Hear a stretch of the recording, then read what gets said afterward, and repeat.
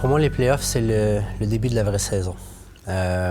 Donc, on joue 50 matchs au jour d'aujourd'hui pour se qualifier. Par contre, on sait très bien qu'au jour d'aujourd'hui, le classement en fin de saison ne veut absolument rien dire.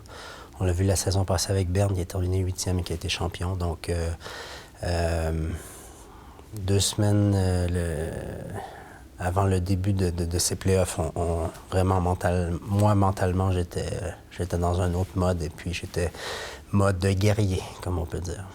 Dans les playoffs, tu fais des fois ce petit plus qui va te faire gagner et puis tu es prêt à te mettre, bloquer un shoot avec ta face s'il faut, faire tout, vraiment tout, ce qui est possible pour gagner. Et puis, pour moi, c'était vraiment tout pour l'équipe à ce temps-ci de l'année. C'est sûr que mon premier titre à Berne en 2004 a été spécial parce que j'avais été 2 fois en finale à Lugano, on avait perdu. Et puis, ça a été un peu une libération. Donc, on a gagné le dernier match à Lugano en prolongation.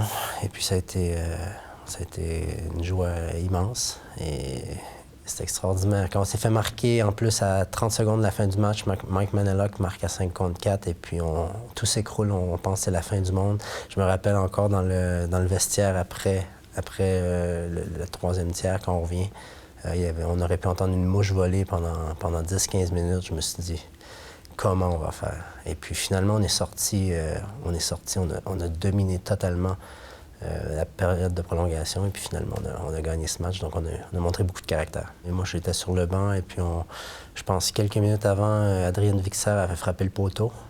C'était d'ailleurs pratiquement la seule chance que Lugano avait eue dans cet overtime. Et puis quelques minutes plus tard, Henri Weber reçoit le puck à la ligne bleue et prend un slap shoot et passe entre les jambes de Ronnie Ruger. Et puis on saute sur la glace et puis on fait les fous.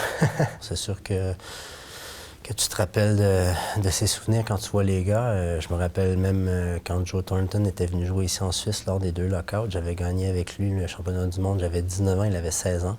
Et puis quand on se revoit, on parle encore de ça. C'est 20 ans plus tard et puis on reparle de ça. Donc c'est des souvenirs à vie.